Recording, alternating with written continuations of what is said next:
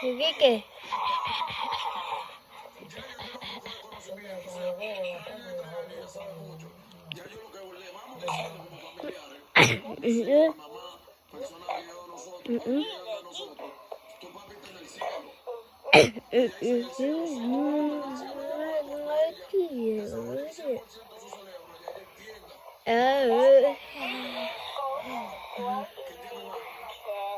Entonces dejan esa familia en la orfandad.